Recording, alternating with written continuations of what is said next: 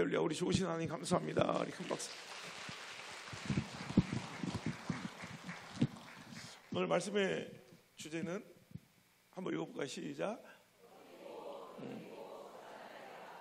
오늘 말씀의 제목은 제가 1년에 한두 권씩 한 권 두 권씩 책을 쓰는데 올해 쓴 책입니다. 올해 연초에 나왔는데 벌써 이제 1년이 다 됐네요. 원래는 되게 재밌는 게 작년 요맘때쯤 되면 이제 제가 이제 신년에 낼 책을 거의 1차 편집, 2차 편집 마치고 3차 편집 들어가서 이제 표지 디자인 끝내서 이제 출판이 돼야 되는데 책을 거의 다 써놨는데 하나님께서 갑자기 그 마음의 감동을 탁 접으시더니 요 제목 하나 딱 주신 거예요. 아니 책 다 써놨는데 그 편집도 2차까지 다 끝냈는데 갑자기 그냥 하나님 그 책 낼 마음을 싹 걷어버리시고 그냥 이 제목 하나 딱 던져주신 거예요. 그래서 그 책을 덮고 이 집회 끝나고 호텔 들어가서 15일 밤을 거의 꼬박 새서 제가 쓴 책이 바로 이 책 제목입니다. 자기들은 책을 안 쓰니까 뭐 그럴 수 있겠지 이렇게 당연하게 쳐다보지만 책 한 권 쓰는 게 얼마나 힘든지 몰라요. 상고의 고통처럼 어려운데 다 써놓은 책을 접기는 쉽지 않거든요. 그런데 하나님 왜 그러실까? 그때는 알지 못했지만 순종해서 그냥 이 책을 내서 1월 1일 날 나왔어요. 그런데 그때는 몰랐지만 그 이후로 이제 막 여러 가지 격동의 시대가 찾아오면서 나라가 분열되고 갈등하고 정말 을씨년스럽게 시대가 시작되면서 정신없을 그때 하나님께서 이때 하나님의 백성들을 위로하라고 하나님께서 이 책을 쓰게 하셨구나라는 마음이 탁 들더라고요. 그래서 그랬는지 책 출간하고 한 달 만에 5세까지 인쇄가 되고요. 정말 엄청나게 책이 나가게 됐는데 저는 그래요. 그래서 뭐 책 많이 팔려서 뭐 인쇄도 많이 받고 뭐 작가로서 좋다 뭐 이럴 수도 있겠지만 그건 제가 저기 대구 쪽에 합동 측 한 노예 어려운 교회들 50여 교회 해서 이제 다 드렸는데 작년에 마음속으로 목회자로서 또 아픈 마음이 있더라고요. 이 시대 성도들이 얼마나 아프고 힘들면 얼마나 위로받기를 원하면 저 책 제목에 끌려서 저 책을 선택해서 읽을 수밖에 없었을까 이런 생각하니까 마음이 참 아프더라고요. 누구 하나 넉넉하고 편안하게 살아가는 인생들이 없더라고요. 돌아다니면 어느 지역이나 어느 세대나 다 아프고 힘들기가 매한가지인 것 같아요. 어른들 보기에는 저 어린애들은 철없어서 뭐 걱정 없겠구나 하겠지만 그렇지도 않아요. 애들도 치열하게 살고요. 청춘도 많이 아프답니다. 애들도 저 아무것도 모르는 애들은 아무것도 아닐 것 같지만 실은 걔들도 더 바쁘고 더 아파. 제가 얼마 전에 미국 집회 들어가기 전에 제가 매년 집회 가는 분당의 한 교회를 집회를 갔는데 거기 뭐 생활 수준이 이렇게 높잖아요.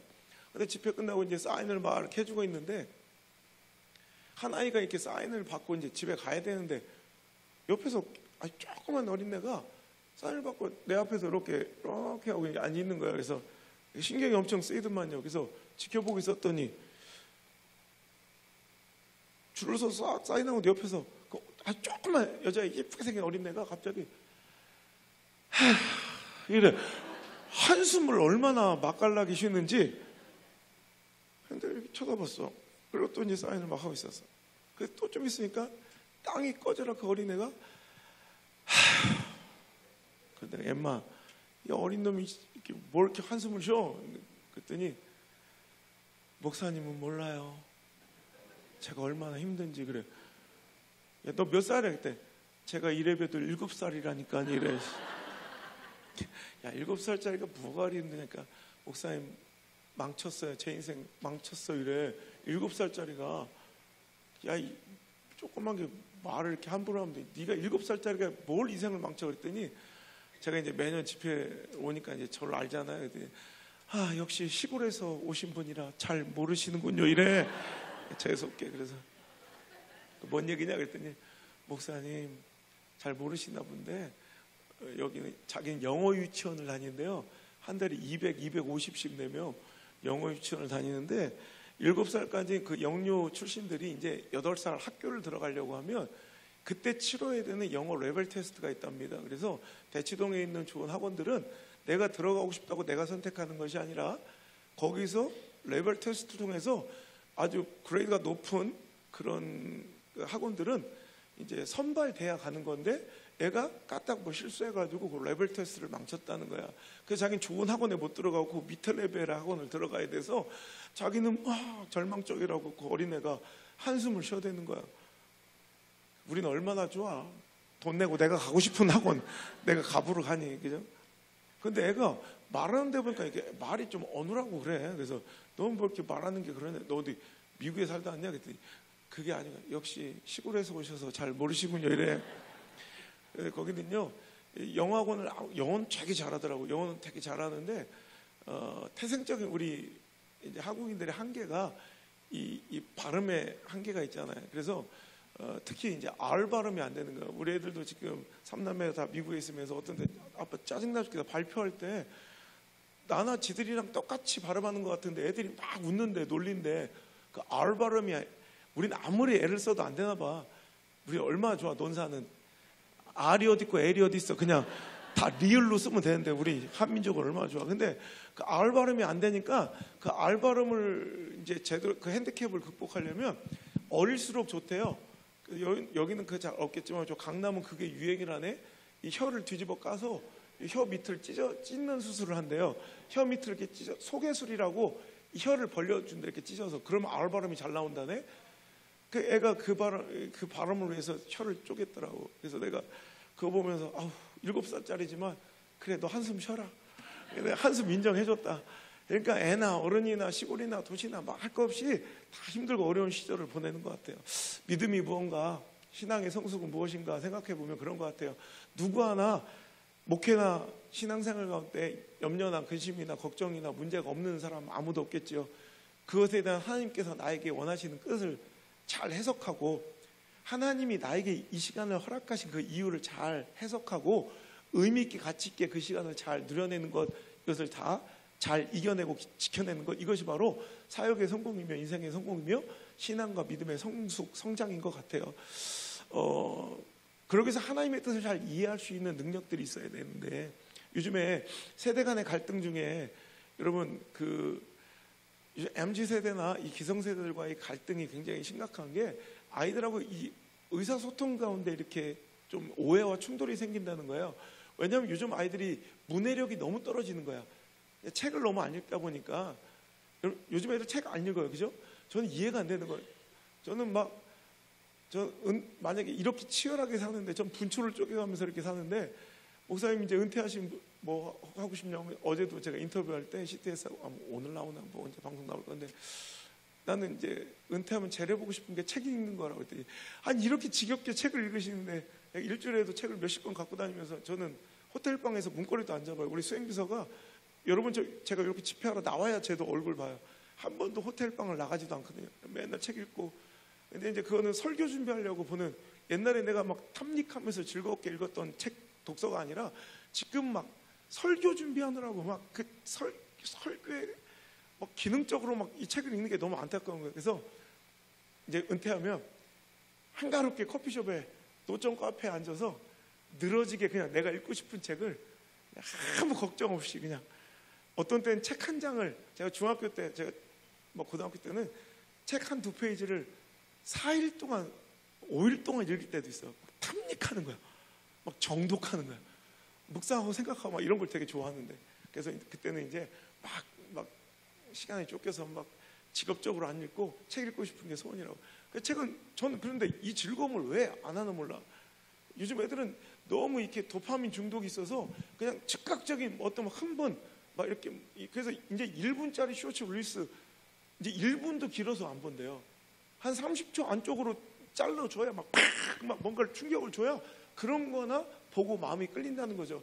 그러니까 인간은 악한 죄성이 내 안에 있다는 걸 우리 성학설을 우리는 믿을 수밖에 없는 게 뭐 신앙적을 떠나서 나는 인간은 본능적으로 악해. 왜냐면 아무리 선한 것이 있고 악한 것이 있으면 우리 인간은 악한 쪽을 따라간다. 우리 애들은요 3남매가 태어나서 지금 미국 가기 전까지 맨날 보는 게 아빠 책 읽는 모습이에요. 잠자기 전에도 아빠는 책 읽고 있고 일어나서 아빠는 책 읽고 맨날 공부하고 책 읽는 모습밖에 안 봐. 그렇게 책 읽는 모습을 많이 보여줬는데 애들은 지 엄마 닮아서 책을 안 봐. 인간이 악한 거야, 악한 거. 이렇게 좋은 걸 보여줘도 애새끼들은 악한 쪽을 따라가지 지 엄마는 책을 죽어도 안 읽거든. 그러니까 지 엄마 보고 책을 안 읽어. 그러니까 요즘 애들이 그래, 현상이 책을 안 읽어. 그러다 보니까 책을 안 읽으면 두 가지가 떨어져요. 뭐 문해력이 떨어지고 어휘력이 떨어져. 그러니까 애들 쓰는 단어나 어휘를 보면 아주 처참한 수준이에요. 어휘력도 떨어지는 데다가 문해력, 이걸 이해하는 능력이 떨어져서 리터러시 문해력이 떨어지니까 뭘 이해를 잘못해. 그러니까 요즘에 그런 얘기들 많이 들어보셨죠? 그 저기 얼마 전에 한 저처럼 작가가 이제 팬미팅 하면서 이제 북 콘서트하고 이제 뭐 톡 콘서트를 이제 하는 거예요. 북 콘서트를. 그래서 팬들을 초대했는데 뭐 사연으로 인해서 직전에 이제 그게 캔슬이 된 거예요. 그러니까 멀리서 온 팬들이 막 독자들이 얼마나 화가 났겠어요. 그러니까 출판사에서 이제 사화가 공지문을 올린 거예요. 막 블라블라 막 써서 죄송합니다. 그리고 마지막에 다시 한번 멀리서부터 와주신 우리 독자들에게 심심한 사과를 올립니다. 그런 거예요. 그때 여러분 한번 인터넷 창 가보시면 이 실제 이야기예요. 심심한 사과를 올립니다. 그 밑에 댓글들이 뭐? 심심해?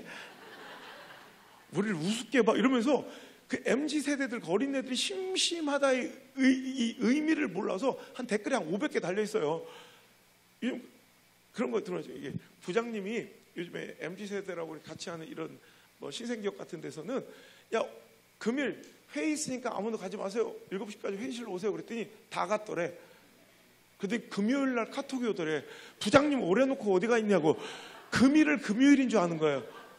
뭐 이런 일이, 여러분, 이게 문해력, 리터러시가 떨어지니까. 여러분 그거 알아요? 성경 안에 사흘 만에 부활하신다. 사흘 만에 돌아왔다. 이런 얘기 있잖아요. 사흘이 며칠이에요? 3일. 그거를 모르는 애들이 절반이 넘대요. 요즘에. 아, 여기도 몰랐구나. 여기. 하여튼 뭐 그래 있어요. 애들 문제는 아니야 이건.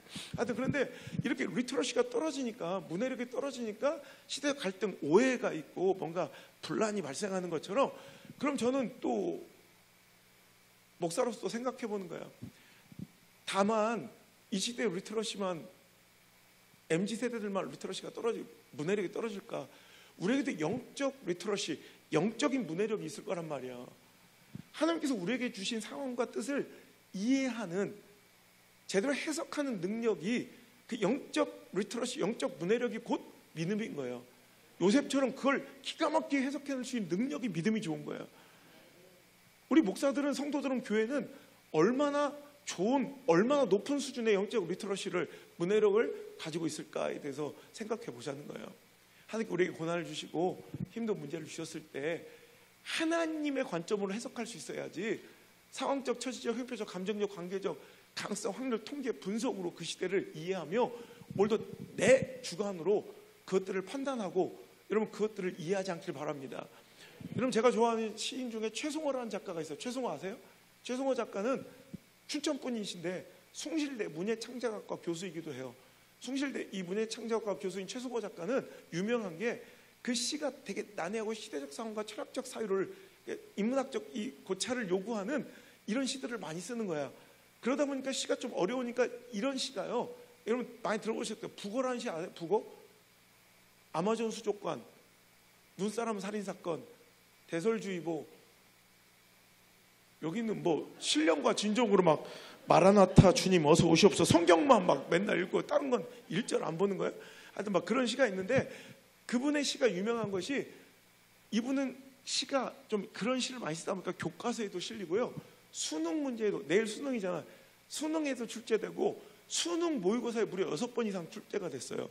우리나라에서는 수능이라는 게 얼마나 의미 있고 가치 있어요. 그런데 한 사람의 시가 무려 6번 이상 수능 본고사에서 나왔다니까요. 교과서에도 실렸으니 얼마나 이게 대단한 거예요. 그러니까 최송호 작가도 언젠가 좀 이게 궁금하더랍니다.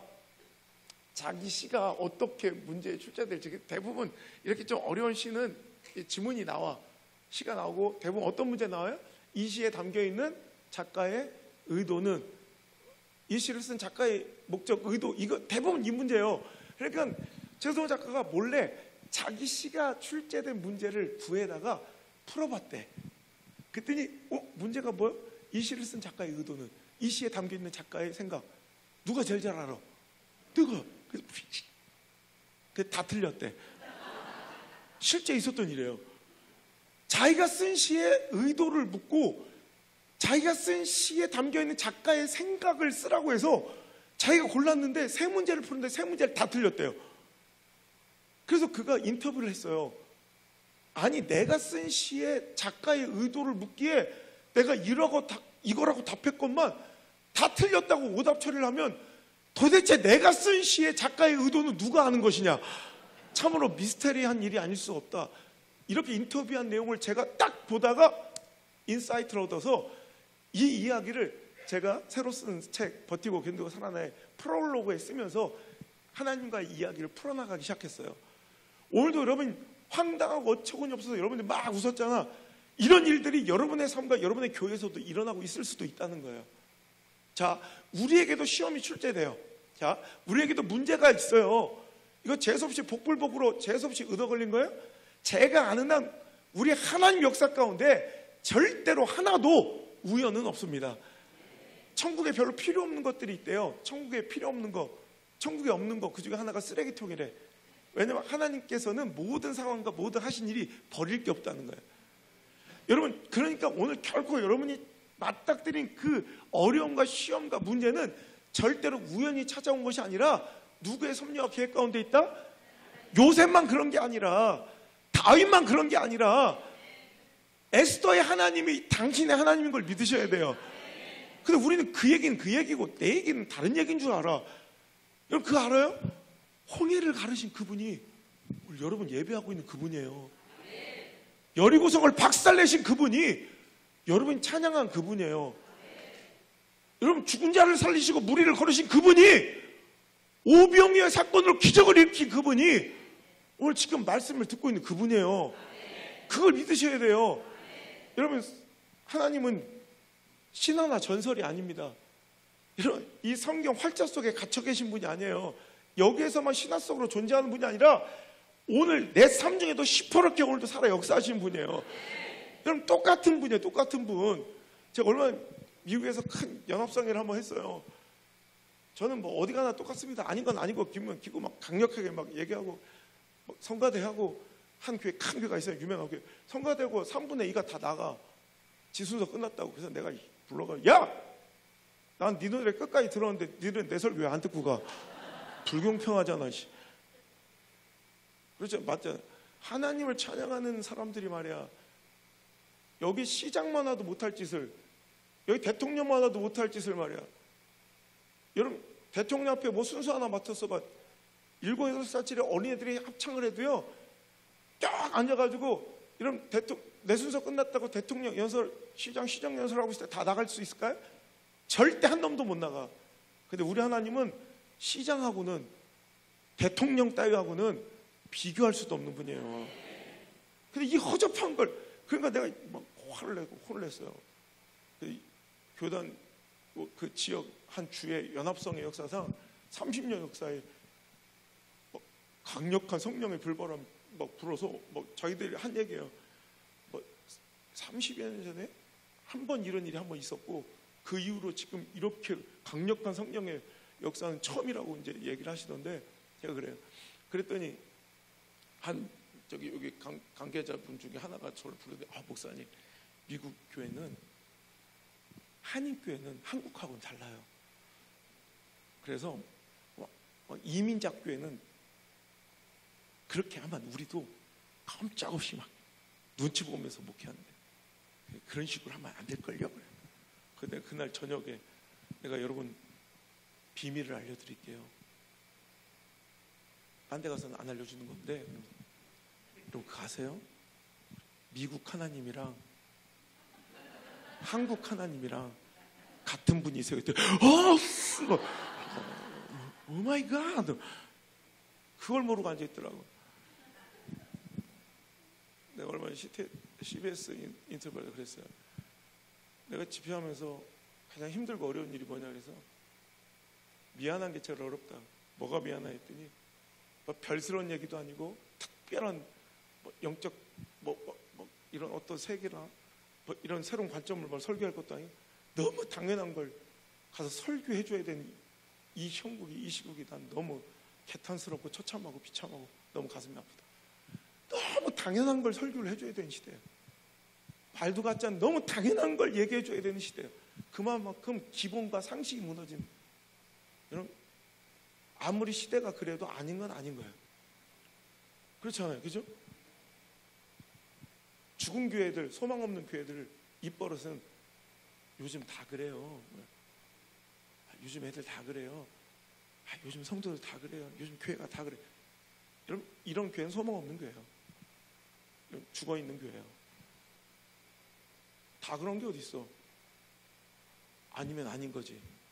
예수님처럼 상을 뒤엎어서라도 그죠? 교회가 교회돼야지. 강도의 소굴이 되어 있으면 되겠습니까? 그죠? 제가 이건 또 상관없는 얘기인데 또 성령의 감동으로 다시 못 볼 것 같으니까 또 말씀드려 준 거예요. 갑자기 이건 진짜 없는 얘기인데, 제가 개척을 하고 이제 성도 2-3명씩 막 몰려들기 시작할 때요.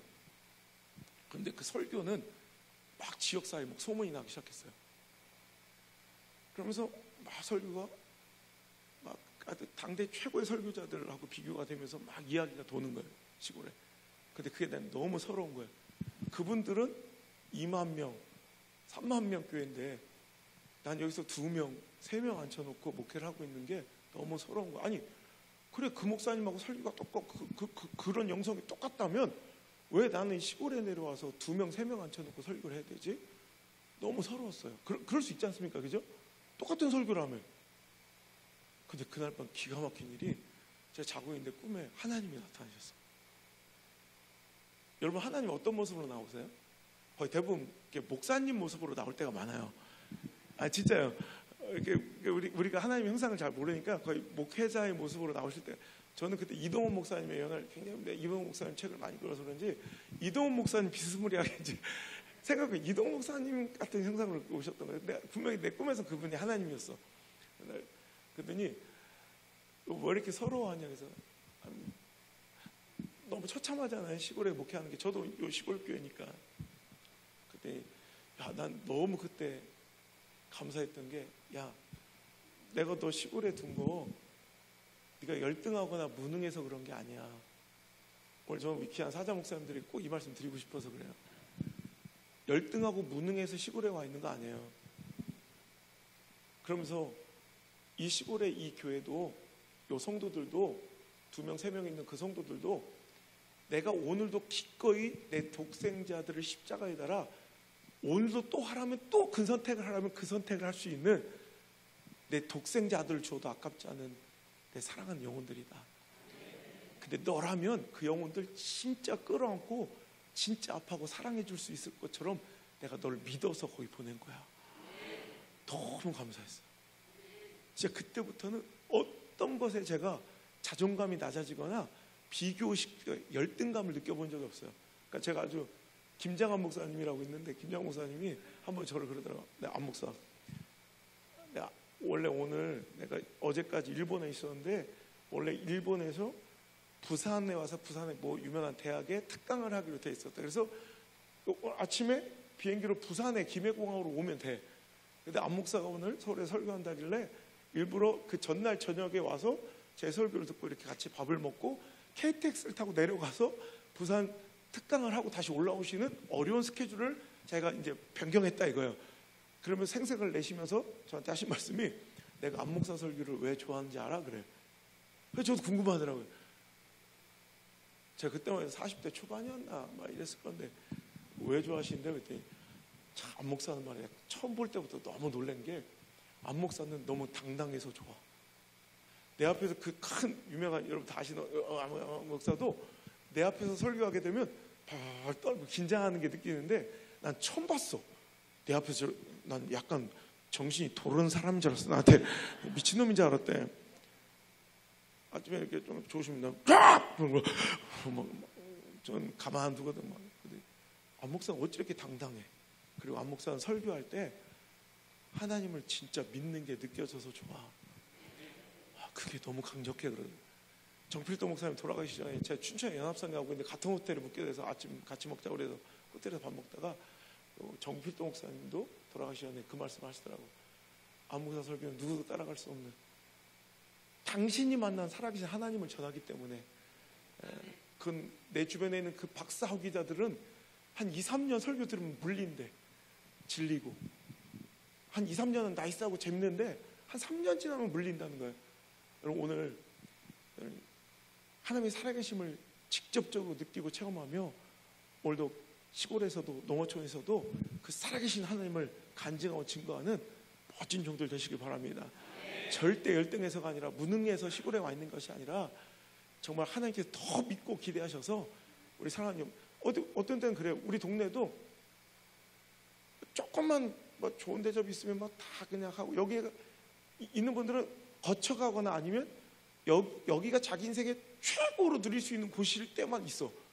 너무 비참하잖아. 그런데 그 영혼들도 하나님께서 오늘도 독생자를 십자가에 달아 오늘도 그들을 살리고 기뻐 춤추실 그 영혼들이라는 걸 우리는 알고 그들을 품고 열심히 그 자리에서 목회하시는 우리 목사님 사모님들 여러분 잘 존경하시고 사랑하시고 힘을 주시고 위로하시고 응원하시는 그런 멋진 우리 성도들 교회들 되기를 주의 이름으로 축원합니다.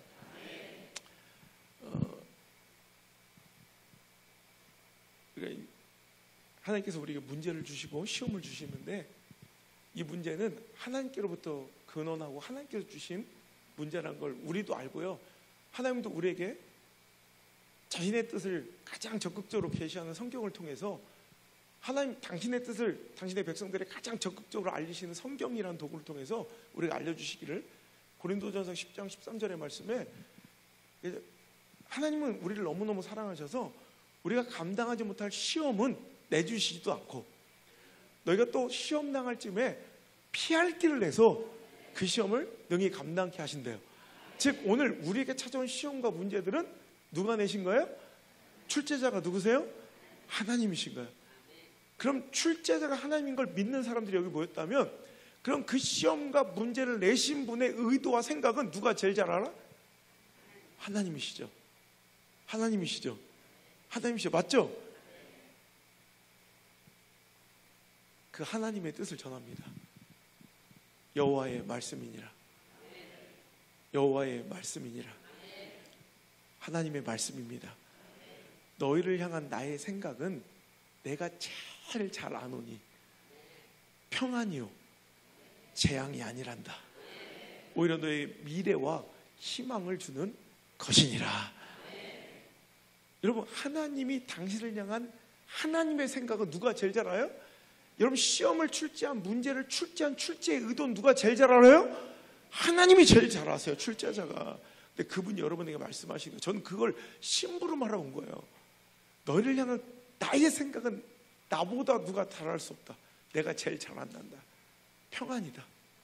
절대로 비극이 아니로 재앙이 아니라 너희 미래에 희망을 주는 것이니라. 이걸 믿으시길 바라요. 이걸 믿으시길 바라요. 오늘도 이 자리에 계신 분들 가운데 목회의 어려움이나 사역의 한계를 맞닥뜨린 분도 물질의 문제로 곤란함을 겪고 처참함과 초라함 속에서 또 관계의 끊어짐과 깨어짐 속에서 실망스럽고 아픈 시간을 보낸 분들도 진로의 문제로 답답하고 자녀의 문제로 고통받는 분들도 있을 줄 압니다. 혹시 이 자리에 그런 분들이 있다면 당신을 향한 하나님의 의도와 뜻을 이 시간 이 말씀을 통해 꼭 듣고 가시고 꼭 가슴에 새기고 돌아갔으면 좋겠습니다. 사랑하는 아들아, 사랑하는 내 딸아, 너희를 향한 내 계획과 생각이 반드시 네 삶 속에서 이루어지고 회복되어 네가 다시 일어나고 다시 세워지고 다시 역전하고 다시 반전의 드라마로 간증의 주인공으로 내가 너를 존귀하게 다시 높이고 세울 때까지 제발 제발 제발 포기하지 말고 절망하지 말고 낙심하지 말고 도망치지 말고 버티고 견디고 살아내라. 버티고 견디고 살아내다오. 피투성이라도 좋으니 그 자리에서 믿음을 지키고 막심 붙들고 내 약속과 소망 붙들고 품고 버티고 견디고 살아내다오. 그러면 내가 이룰게, 내가 일할게, 내가 세우고 회복시킬게 하시는 그 하나님의 뜻을 여러분 반드시 듣고 돌아가시길 바랍니다. 목회해 보니까요, 결국 목회는 버티는 거더라고요. 믿음 생활을 결국 견디는 거더라고요. 신앙생활 복잡해지고 여러 가지 제도와 시스템이 있지만 결국 신앙생활은 하나님 약속 붙들고 말씀 붙들고 살아내는 게 믿음이고 신앙이에요. 복잡할 거 없어요. 믿음은 버티는 거예요. 믿음은 견디는 거예요. 믿음은 오늘을 또 그 말씀 안에서 살아내는 거예요. 그 약속 붙들고 살아내는 거, 피투성이처럼 남들이 볼 땐 다 끝난 것처럼 보이는 그 절망의 밑바닥에서도 내 스스로 끝내거나 포기하거나 낙심하거나 절망하지 않고 자살하지 않고 도망치지 않고 버티는 거예요. 하나님의 때 하나님께서 하나님의 방법으로 역사해 주실 때까지 버티고 기다리는 거. 오늘도 나는 비록 사망의 음침한 골짜기에 발붙이고 있을지라도 얘가 내 삶의, 내 사역의, 내 인생의, 내 가정의, 내 자녀의 결론이 아닌 걸 믿는 거예요. 내 상황은 처절한 사망의 음침한 골짜기 한복판에 서 있을지라도 이게 내 인생의 엔딩이 아닌 걸 믿는 거예요. 이것은 과정인 거예요. 실수 없으신, 실패 없으신 여호와 나의 목자께서, 우리 하나님 나의 아버지께서 나를 이끌고 가실 때 지금은 하는 수 없이 필수 불가결하게 내 사랑하는 아들, 딸들을 이 음침한 골짜기로 지나갈 수밖에 없게 하시지만, 여기가 내 인생의 결론과 끝이 아니라, 내 목회 우리 교회의 결론이 아니라 분명히 하나님 예비하시고 하나님 목적하신 푸른 초장이 있음을, 쉴만한 물가가 있음을 믿고 오늘 여기서 포기하지 않고, 여기서 낙담하고 주저하지 않고 견디고 살아내는 것, 이게 바로 목회이며 이게 바로 신앙생활일 줄 믿습니다. 재밌는 것은 여러분, 구약성경에 히브리어로 믿음이라는 단어로 번역되는, 이런 해석되는 수많은 단어들이 있지만 그 가운데서 가장 빈번하게 사용되는 단어 중 하나가 에무나라는 단어예요. 에무나, 충성, 신뢰, 믿음이라는 이 말로 번역됩니다. 이 에무나라는 단어가 믿음이라는 단어로 번역되는데, 이 에무나라는 단어가 또 하나 품고 있는 다른 뜻이 바로 버티다, 견디다예요. 이런 똑같은 동일한 단어가 믿음이라는 단어와 함께 버티다라는 뜻을 갖고 있어요. 여러분 잘 아시는 단어예요. 출애굽기 17장에 보면 출애굽한 이스라엘 백성들이 최초의 대적과 외부의 적과의 싸운 첫 번째 사건이 아말렉과의 전투잖아요. 모세 할아버지가 올라가서 손들고 기도하니 아말렉이 짓고, 여러분 그의 팔에 힘이 떨어지니 이스라엘이 죽어나가는 거예요. 그래서 아론과 훌이 달려들어 그 팔을 붙들어 주니 해가 지도록 그 손이 내려오지 아니하더라. 다 아시죠? 그 손이 떨어지지 않더라, 내려오지 않더라, 내려오지 아니하더라. 여기 쓰인 단어가 다름 아닌 에무나예요. 에무나. 이 단어가 다른 곳에는 다 믿음으로 번역되고 해석돼요. 놀랍지 않아요? 여러분 똑같은 단어, 이 믿음이라는 단어 에무나가 여러분 결국 어떤 상황과 처지와 육신의 연약함 속에서도 버티다, 견뎌내다 라는 뜻을 함께 함유하고 있어요. 이건 절대 우연이 아니라고 믿습니다. 믿음은요 버티는 거예요. 그 상황에서도 견디는 거예요. 그 열악한 처지 속에서도 견디는 거예요. 그 형편없는 초라한 상황에서도, 형편에서도 오늘도 살아내는 거예요. 버텨내는 거예요. 왜? 하나님 역사하실 때까지. 여러분 그게 바로 믿음인 거예요. 이 에문나라는 단어에 파생된 동사 원형은 이 에문이라는 단어, 에문은 신뢰할 만한 충성스럽다 막 이런 뜻이에요. 근데 이 에문의 원형은 아만이야. 아만 지속되다, 지탱하다 이런 뜻이 있어요. 내가 보니까 3일 동안 자기들 보니까 재밌는 얘기 해줄 때 막 되게 막 좋아해.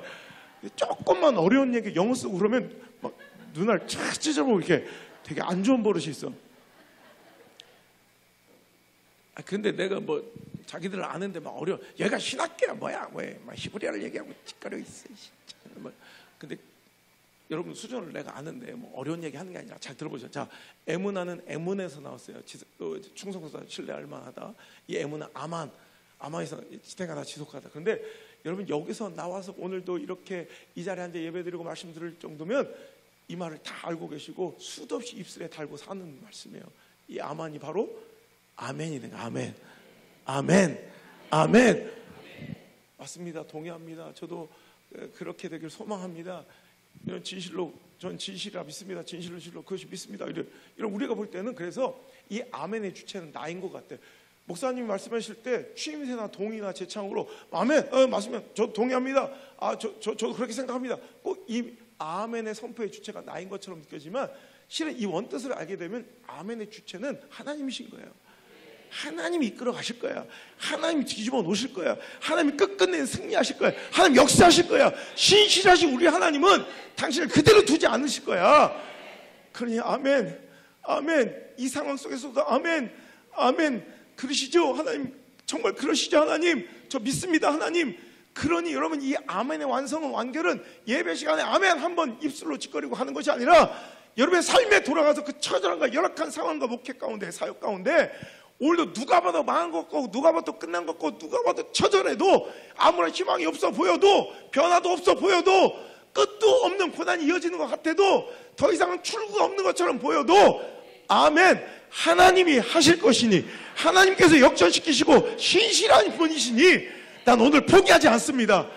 즉 아멘의 주체와 그 힘의 원천은 내가 아니에요. 내 주장이 아니라 하나님이 되신 거예요. 하나님을 믿고 신뢰하는 마음에 하나님 역사를 믿고 나는 의존적으로 아멘을 외치는 거예요. 그리고 또 가서 살아내는 거예요. 여러분, 이 출제의 의도, 우리에게 찾아온 시험과 아픔과 문제의 출제의 의도도 하나님이 제일 잘 아세요. 왜? 내신 분이니까. 그럼 이 시험 문제를 통해서 이루실 결말도 우리가 알지 못한 푸른 추자가 실망한 물가가 어떤 모습인지 우리가 알지 못하지만 그 결론과 결말도, 엔딩도 가장 잘 아시는 분은 하나님이세요. 우리가 또 외치잖아. 여러분, 너희를 향한 나의 생각은 내가 잘하는 평안이요 재앙이요 이런 희망을 주는 것이요. 출제의 의도도 아시지만 나의 가는 길 오직 그가 아시나니, 그가 나를 연단하신 후에, 단련하신 후에 내가 뭐가 될 것이다?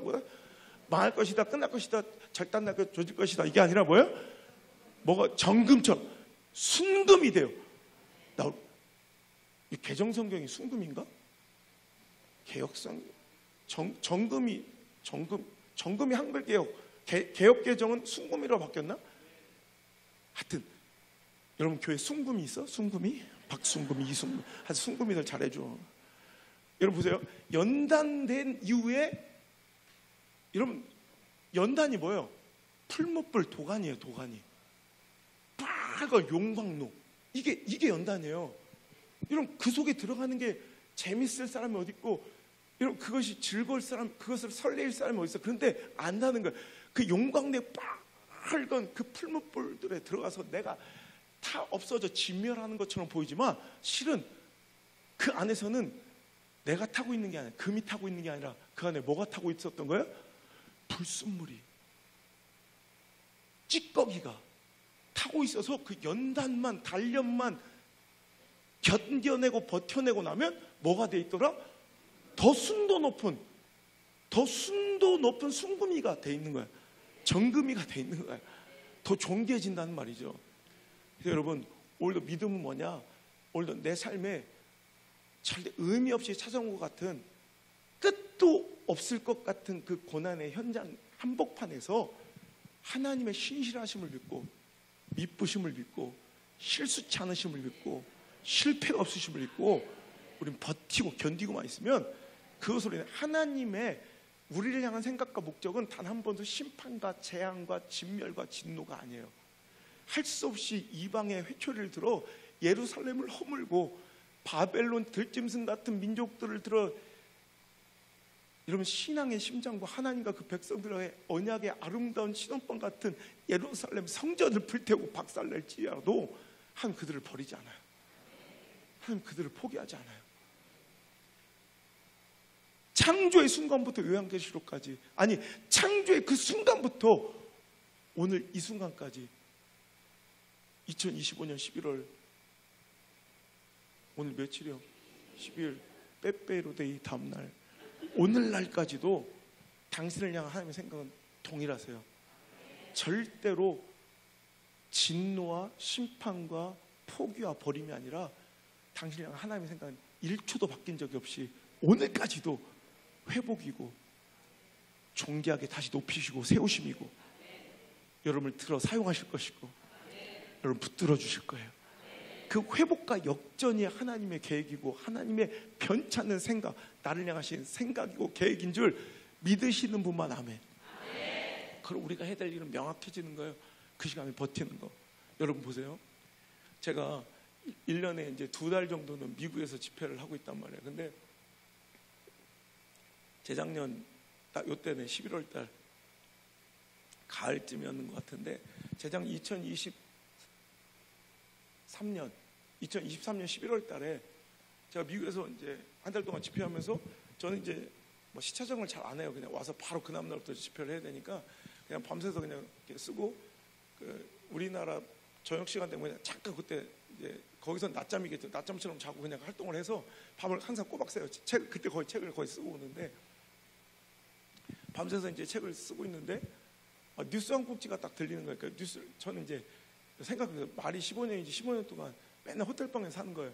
이렇게 막 사람들이 있지만 막 이게 환호 속에 이런 허무함과 헛헛함이 얼마나 무서운지 호텔방 들어가서 딱 있으면 갑자기 어느 날 막 물려오는 막 이 허무함과 공허함이 너무 무서울 정도일 때가 있어요. 그래서 내가 육체적 힘든 것보다도 막 이 정신적으로 너무 힘들어져서 한동안 또 힘들었던 적이 있는데 그러니까 저는 항상 이제 호텔방에도 이제 글 쓸 때도 혼자 있으니까 좀 우리 애들 한 명도 학교 다니는 걸 못 봤어요.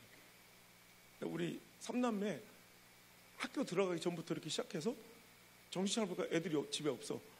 벌써 다 커서 미국 가 있어. 나는 그러니까 애들이 가방 메고 학교 다니고 했으면 이 소리를 못 들어본 거야. 맨날 나와 있으니까. 어느 순간 딱 정신 차려보니까 나보다 키가 더 커.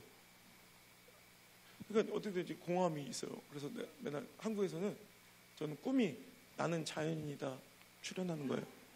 목사 출신 자연인. 그래서 우리 선배님들 이야기들을 자연인을 하루에 2편씩 꼭 틀어놓고 이제 항상 공부할 때 난 자연인이다를 틀어놓고 미국 가면 자연인인데 안 나오니까 할 수 없이 뉴스를 틀어놓고 이제 글을 쓰는데 막 뉴스가 나오다가 갑자기 탁 이제 귀에 들리는 뉴스가 나온 거예요. 뭐냐면 길거리에 세워둔 주차된 자동차 하나가 원인 불명의 화재 사건으로 이제 뭐 완전히 전소된 사건의 이야기가 나오는 그런 뉴스 있을 거 아니에요, 미국에도. 그런데 왜 제가 그걸 귀담아 들었냐면 하필 그 차가 우리 국산차야. 기아차, 소렌토. 미국에서 갑자기 뉴스가 들리는데 한국에 좋은 기사가 나와야지. 뭐 기아 모빌리티 뭐 소렌토 보니까 다 탔어. 새까맣게 타가지고 뼈대만 나면 그래서 왜 그랬대 또 하필 왜 기아차가 막 안타깝게 보고 있었는데 거기서 여러분 그 뉴스보다 더 흥미를 끌었던 그 기사가 뭐냐면 차가 원인 불명 왜 그랬는지 할 땐 지금도 원인 불명의 화재로 싹 탔어요. 뼈다귀만 모든 게 다 녹아버렸어. 근데 재밌는 것은 그 운전석 옆에 컵홀더에 꽂혀있던 이 텀블러 하나가 발견됐는데 그 텀블러 하나가 그 차량이 다 녹아서 없어질 정도로 다 탄 전소의 화재 현장에서 멀쩡하게 발견된 거예요. 누님 마오병 알지? 알겠지? 자기 서로 의논해봤자 답은 안 나와.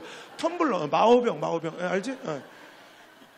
이렇게 세밀한 이렇게 디테일한 강사는 대한민국에 2명밖에 없다는 얘기가 있어요. 그러니까 그 마오병이 텀블러가 차가 다 타서 녹아 없어질 정도인데 이 텀블러가 그대로 변형되지 않게 발견된다가 심지어 그 안에 음료가 그대로 보존된 거예요. 하물며 그 안에 얼음이 안 녹은 거야. 대단했어요. 그래서 난리가 난 거야. 이게 이슈가 돼가지고 전 미국에 화제가 돼서 도대체 저 텀블러는 뭐냐. 그래서 그 텀블러가 그 다음날부터 막 동이 나기 시작하는데 그 텀블러가 바로 우리나라에 이제 유명한 스탠리라는 스탠리 들어보셨죠? 하여튼 그 있어요. 스탠리. 이게 제가 직접 좀 그 현장에 있었으니까 그 다음날 난리가 난 줄 알았어요. 나가보니까 모든 유명한 뭐 커스트코부터 뭐 타겟부터 모든 이 텀블러를 파는 모든 매장에 사람들이 아침부터 오픈런을 해서 줄을 서 있는 거야. 그 다음날도 또 줄을. 그러니까 왜 이 텀블러 사려고 이 스탠리를 사려고 막 사람들이 막 열풍이 불어가지고 이 텀블러가 며칠 만에 미국에 있는 모든 텀블러 다 동인한 거야. 그래서 이 텀블러가 그래서 이제 사가지고 리셀 명품들 보면 사다 되팔잖아요. 리셀 또 얹어서 안표처럼 리셀가가 붙었는데 글쎄 이 텀블러를 구하기가 너무 힘들어져가지고 이 텀블러를 사서 이게 한 50불 정도 40불 5만 원 정도 6만 원이면 사는 걸 80만 원 100만 원까지 올라왔어요. 누님들 지금 저 쿠팡 찾을 거 없어. 지금 로켓 배송시키면 내일 와. 지금은 막 살 수 있어. 근데 이 열풍이 언제까지 가냐면 작년 1년 동안 가는데 난리 이런 난리가 없어. 그 MZ세대들의 패션 아이템이 돼가지고 옷을 딱 차려입고 여자애들 특히 G세대 애들이 이 스탠리 하나를 이렇게 딱 갖고 다니는 게 패션의 완성이야. 이게 난리가 나. 내가 작년 5월 달에 또 한 달 동안 미국 집회 갔는데 가는 교회들마다 강사들한테 좋은 거 선물해주고 싶잖아요. 그러니까 막 자기 깐에는 막 준비한다고 준비한 게 막 난 무슨 목사님 귀한 거 어렵게 구해왔습니다. 나 고려 청자인 줄 알았어. 고려 청자 막 다 갖고 와요. 보니까 다 텀블러예요. 다 텀블러. 가는 교회마다 다 스탠리만 갖고 와. 스탠리. 우리 집 찬장에 보면 이 스탠리가 한 50개 있어. 그래서 하도 여기서 주워봐도 지금은 이제 싸졌지만 작년에는 날 이거 하나. 그래서 뉴스에 뭐라고 나왔냐면 이 스탠리 텀블러가 텀블러계의 에르메스라고 명품이라고 불려요. 이 스탠리는요 원래는 110년도 넘은 되게 유명한 옛날 아웃도어 제품이에요. 그래서 이 스탠리의 원래 뭔가 이 브랜드의 이미지는 뭐냐면 되게 이제 건설 노동자들이나 막 강한 이미지 막 떨어뜨려도, 그리고 아웃도어 제품의 이미지, 강한 이미지, 와일드한 이미지. 그러니까 MZ세대들한테 안 올려서 이게 점점 사멸되고 있었던 되게 이제 사양길로 걷고 있었던 기업이에요. 그래서 여기 대표분들인 퀸치라는 이 모델이 이미 이제 단종까지 됐던 모델인데 그 계기로 이게 막 다시 일어나고 난리가 나가지고 지금 정말 이 명품처럼 취급을 받고, 더 나아가서는 놀라운 건 여러분 미국 전미 자동차 협회라는 거 들어보셨어요? 미국 전미 자동차 협회는 엄청 콧대가 높기로 유명한데 여러분 이 미국 사람들의 고집이 이 콧대 어쩌면 이 오만함이 얼마나 대단하냐면 전 세계가 글로벌 스탠다드가 있잖아. 글로벌 기준이. 그만 좀 찾아봐. 집에 가서 찾아. 글로벌 스탠다드가 있잖아. 웬만한 여러분 C타입 꽂으면 다 맞죠? 여러분 이 시대는 글로벌 시대라 글로벌 스탠다드를 다 지켜야 돼. 미국만 안 지켜요. 미국만 인치를 쓰면서 미국 자동차 협회는 얼마나 고집스러운지. 그래서 이 컵홀더 사이즈가 달라서 제가 독일 차도 하나 있고 미국 차도 하나 있는데 독일 차에 꽂히는 텀블러가 미국 차에는 안 꽂히고 미국 차에 꽂히는 게 독일 차는 겉돌아. 절대 안 고쳐요. 이 사이즈를 인치로 해서. 그런데 놀라운 일은 이 콧대 높은 전미 자동차 협회가 이제 이 텀블러 스탠리 유저들이 그 퀸치란 모델이 안 꽂힌 컵홀더에 컴플레인, 내 스탠리가 컵홀더에 안 꽂힌다고 엄청 컴플레인을 하니까, 항의를 하니까 세상 어떤 압력 들어도 절대 스탠다드를 안 바꾸는, 기준을 안 바꾸는 전미 자동차 협회가 작년에 스탠리 고유 모델의 텀블러 사이즈에 맞게 처음으로 컵홀더 사이즈가 스탠다드가 변경, 기준이 바뀐 거야. 여러분 전 여기서 인사이트를 얻은 게 이거예요. 우리가 보세요. 이 스탠리의 이 과정이 우리 믿음의 과정과 너무 닮았어. 이 스탠리가 전소되는 차 속에서 막 불타는 차 속에서 그 막 뜨거운 그 불 속에서 우리 스탠리가 얼마나 무서웠을까. 아무도 없는 그 차 속에서 우리 스탠리가 얼마나 뜨거웠을까, 얼마나 아팠을까. 이 스탠리가 그런데 그 불 속에서 버티고 견디고 살아낸 거예요. 차가 다 홀딱 타버리는 그 화마의 불 속에서도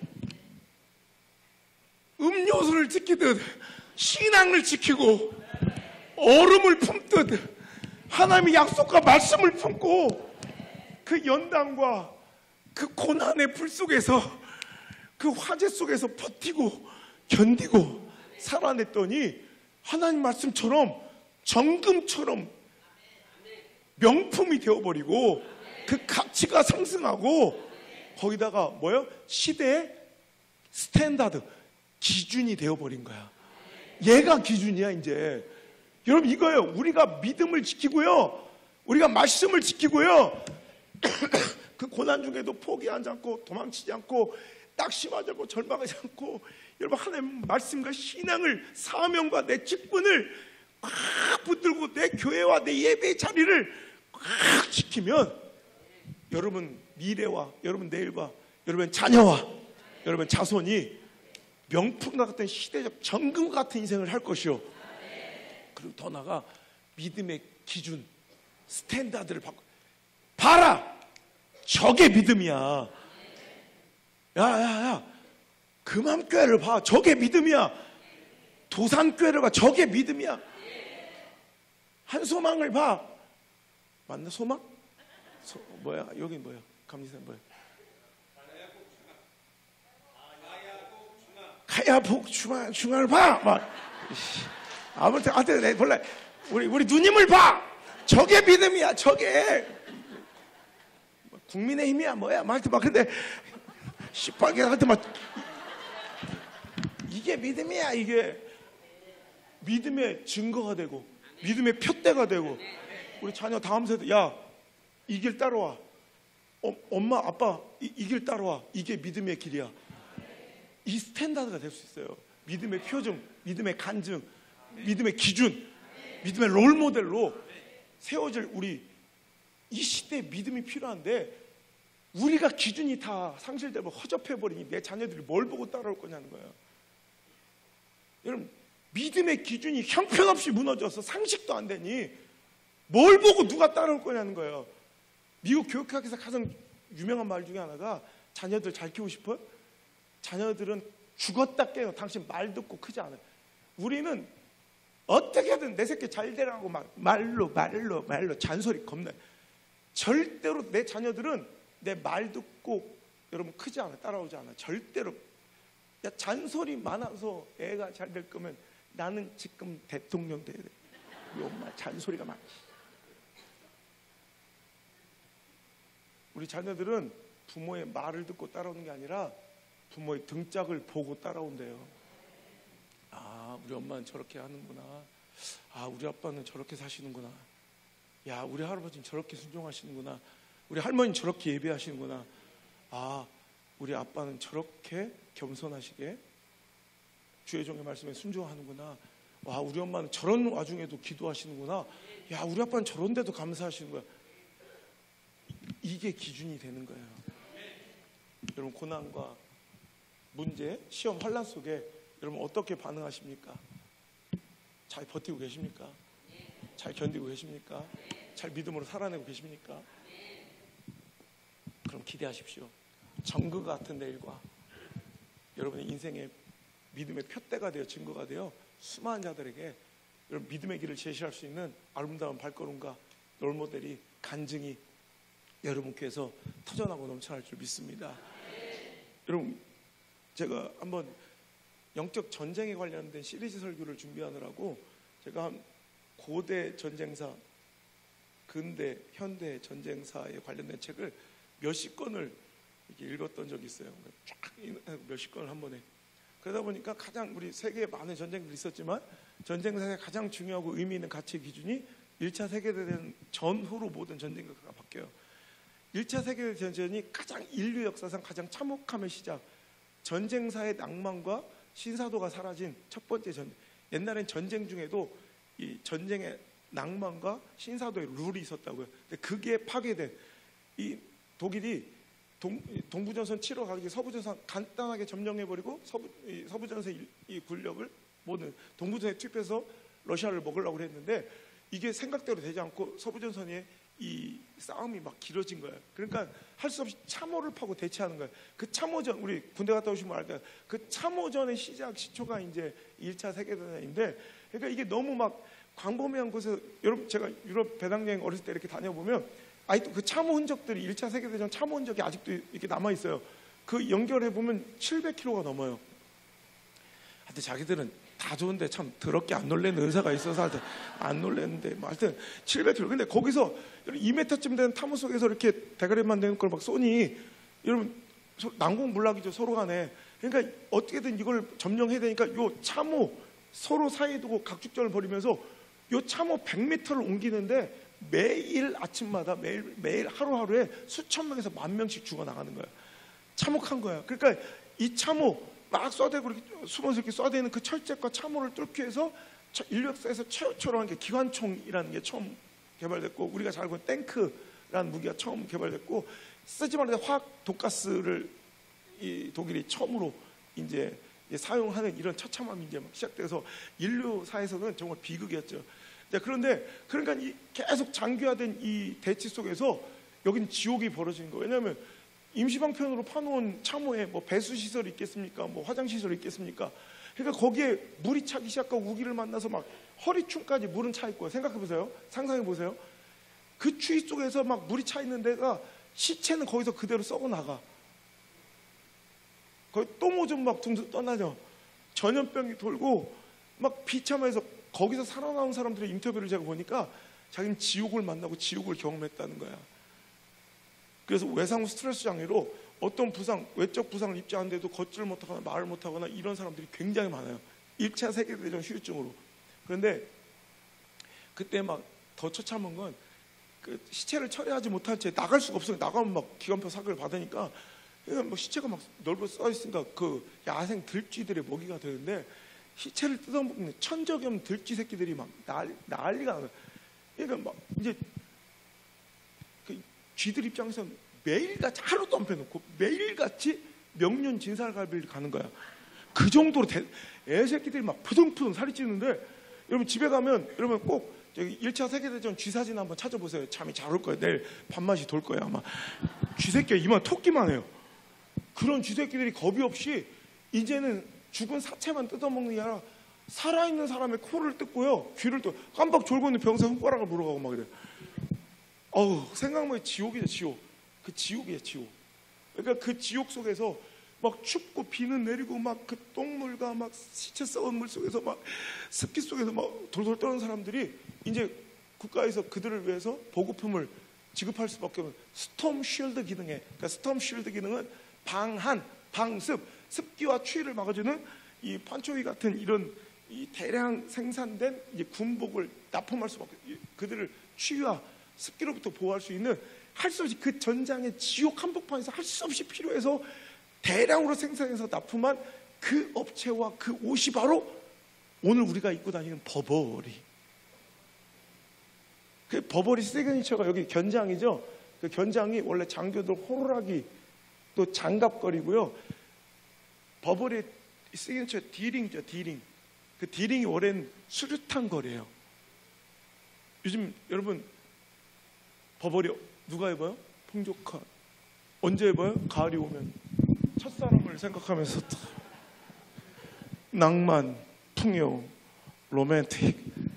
지금은 낭만과 풍요의 상징이 되어버린 버버리 명품 옷이 가장 지옥과 같은 처참한 현장에서 탄생한 옷이라는 거예요. 우리 인생도 다르지 않아요. 지금은 최악이고 이보다 더 최악, 밑바닥일 수도 없다는 그 우리 인생의 바닥에 그 순간의 이야기들이 언젠간 명품처럼 간직되고 우리 텀블러 스탠리처럼 명품처럼 빚어져서 하나님께 영광 돌리는 아름다운 이야기가 될 줄 믿습니다. 제가 여러분 전국팔도 오늘만 해도 내가 집회 요청 와서 오늘도 여기 뭐 경북 뭐 성주 진짜 뭐 어디 서울 어디 막 오늘만 해도 들어온 연합성의 요청이 5-6개 오늘만 제가 직접 우리 비서실은 또 따로 받았겠지. 제가 다 거절했는데 여러분 이렇게 전국팔도 전 세계를 다니면서 내가 뭘로 이렇게 사나 해봤더니 이 얘기요. 옛날 어려웠던 얘기, 옛날 힘들었던 얘기, 옛날 막 너무 고생스러웠던 얘기, 죽고 싶었던 얘기. 어저께 인터뷰하는데 내가 깜짝 놀랐어요. 내가 시간이 없어서 서울로 본사로 못 가고 서울 팀들이 내려와서 이제 청주에서 인터뷰를 하게 된 거예요. 방송 인터뷰를 하다가 딱 보니까 깜짝 놀랐어요. 바로 옆에가 내가 어디 많이 보던데 내 첫사랑하고 헤어진대요. 내가 5년 사귄 첫사랑과 헤어진 자리에서 내가 영광의 인터뷰를 하고 있더라니까. 내가 전국팔도 다 집회 가는데 그래서 저 수원 밑에 오산만 안 가고 재수없어서 그 첫사랑이 사는데요. 나 5년 사귄 애가 짜증나. 장로 딸이었는데 근데 군대 갔을 때 3년 후배랑 눈이 맞아가지고 그 내가 그 오산만 못 가겠어. 가면 막 자꾸 막 눈물이 나고 지금쯤 텔레비를 보면서 후회하고 있을 거예요. 나 생각도 못했는데 바로 앞에 시외버스 터미널 있던 자리에 거기서 막 우리 헤어진 줄 알았는데 어떻게 막 그래. 근데 딱 그 옆이더라고. 여러분 오늘도 끝난 것처럼 보이죠? 절대 끝난 거 아니에요. 하나님께서 내가 상상할 수 없는, 그러니까 내가 꿈꿀 수 없는 동부아지 아줌마를 통해서 이제 부산 여자를 만나게 하셔서 지금 얼마나 좋은 배필을 만나. 삼남매를 두고 이렇게 행복하게 막 너무 행복하게 막 살 수 있는, 끝난 것 같을 때가 우리 아버지 목회 통해서 내가 배운 게 사람의 끝이 하나님의 시작이에요. 사람이 다 모든 게 막 무너지고 완전히 디스트로이드 많이 박살낸 그곳이 하나님의 아름다운 창조적 건설이 시작되는, 여러분 그 현장은 바로 사람이 끝나야 돼. 하나님은 대충 양다리 걸치면서 하나님도 믿고 신뢰할 때 절대 역사하지 않으세요. 하나님만 믿고 의지하고 신뢰할 때 역사하세요. 근데 우리는 대부분 교회와 성도들이 대부분 하나님께도 일부 지분을 드릴 테니 오셔서 역사해달라고 요구를 해. 내가 다 믿고 의지하는 세상 것들이 다 있는데 하나님도 오시라는 거야. 하나님 절대 그런 곳에 가지 않아요. 하나님께 정권을 들여서 하나님께 내 인생, 내 목회 CEO가 돼 주시라고. 요즘 CDO가 유행해. CDO, Chief Destruction Officer라고, 창조적, 그러니까 최고 파괴자. 그러니까 모든 걸 냉철한 눈으로 막 다 파괴해버리는 그 Chief Leader를 요즘엔 굉장히 선호해요. 그래서 창조 파괴자가 되셔서 박살내 달라고, 우리를 완전히 뒤집어 개혁시켜 달라고, 내 인생, 우리 교회, 내 사역, 내 자녀들의 CEO가 되어주시고 CDO가 되어 달라고 하나님께 전권을 위탁할 때 하나님 오셔서 역사하시지. 그럼 오늘도 우리가 이 시간이 갈멜산일 수도 있어요. 어느 때까지 우리가 사람과 하나님 사이에서 머뭇거리며, 인본주의와 신본주의 사이에서 머뭇거리며, 만몬과 하나님 사이에서 머뭇거리며, 바알과 하나님 사이에서 머뭇거리며 양다리 걸치고 있냐는 거예요. 여러분, 하나님께 전폭적으로 인생 맡기시고 한 내어드리면 내가 상상할 수 없는 놀라운 일들, 내 수준, 내 차원이 아니야. 내 꿈도 못 꾸는 역사들이 여러분 삶에도, 나는 그래, 내 삶을 통해 우리 하나님 시퍼렇게 살아계신 거 보여주겠다고. 내가 그 28살짜리 개척교회 전도사가 일기장에 첫 줄에 뭐라고 써냐면, 한국교회 막 맨날 이 비관적이고 부정적인 사고들 안 된다, 못한다, 어렵다, 힘들다, 막 그리고 또 뭐 여러 가지 그런 인본주의 형식이, 요즘은 교회들은 성도들은 저렇게 하면 안 된다, 뭐 이건 이러면 안 되고, 목사는 뭐 이렇게, 내가 보여주겠다. 이제 기본과 가치와 상식을 잃어버린 그 기준이 완전히 다 무너진 우리 한국교회, 추운 겨울날에 찬물을 끼얹듯 한번 정신 차리게 하는 그런 목회를 하겠다. 제가 딱 써있어. 첫 줄에 28살짜리 성도도 한 명 없는 생개척한, 나 혼자 그난 마누라도 없어. 난 총각으로 개척해서 나 혼자 설교하고 나 혼자 개척한 그 교회에, 나는 이 시대에 대안은 될 수 없어. 나는 내가 뭐 답은 될 수, 솔루션은 될 수 없을지 몰라도 내가 이 시대에 경종은 한번 울리겠다. 아닌 건 아니라고. 아닌데 다 긴 것처럼 쇼하고 살아가는 예배자들, 목회자들, 사역자들, 성도들, 아닌 건 아닌 거예요. 지금 뭐 하러 교회 다니는지, 내가 그 일 왜 하는지, 내가 예배 왜 드리는지, 내가 성가 왜 하는지, 성가는 진짜 성가인지, 찬양은 찬양인지, 이거 다 엉망진창돼서 찬양도 아닌 찬양, 예배도 아닌 예배, 교회도 아닌 교회, 목회도 아닌 목회. 여러분, 이거 무너져야 합니다. 여러분, 이번에는 20년 그거 미션 컴플리트 완성했고, 이번 두 번째 미션은 이제 다 끝났다고 생각하는 고목나무 같은 이런 완전히 다 굳어버린 이런 어떤 공동체와 조직도 리노베이션 되고 개혁되고 창조적 파괴를 통해서 거룩한 변화가 일어나고 새순이 돋고 잎사귀가 무성하고 꽃과 열매가 주렁주렁 열리는 그 모습을 이번 20년을 또 통해서 또 보여드릴 거예요. 사랑하는 성도 여러분, 오늘 이 시간 처절한 그 밑바닥만 견뎌내면 하나님의 준비하고 예배하시는 놀라운 역사가 반드시 있을 줄 믿습니다. 제가 얼마 서초동 그쪽에서 집회하는데, 집회 이렇게 하는데 중간에 요즘 나 이 시골은 너무 정감 있고 옷도 막 이렇게 너무 이렇게 점잖게 잘 입고 좋은데 좀 서초 분당 막 이쪽 하면 정신이 없어. 막 여자들이 막 이게 빤스인지 옷인지 무슨 타이즈 같은 걸 하나 입고, 그것도 그런 옷을 입고 오려면 미리 와서 앉아 있으면 내가 안 볼 수 있는 선택권이라고 줘야 되는데, 한참 설교하는데 안 볼래 안 볼 수 없는 그런 시간에 늦게 들어오면서 한 여자가 막 빤스인지 막 쫙 다른 막 똥꼬리 막 들어가다가 재수없어 짜증나네. 자기야 그런 좀 교회 올 때는 좀 걸치고 오지. 그게 뭐냐? 다른 사람들이 민망하잖아, 그죠? 안 그래요? 저만 그런가? 난 그게 되게 민망하더라고, 막 이렇게 막. 그래서 그랬더니 목사님, 이거 운동복이에요. 너나 운동이지. 그래서 좀 일찍 다니든지. 그랬더니 뭐라 하죠? 목사님, 제가 필라테스 시간이 2시간밖에 안 돼서 필라테스 바꾸는 걸 더럽게 자랑하더라고.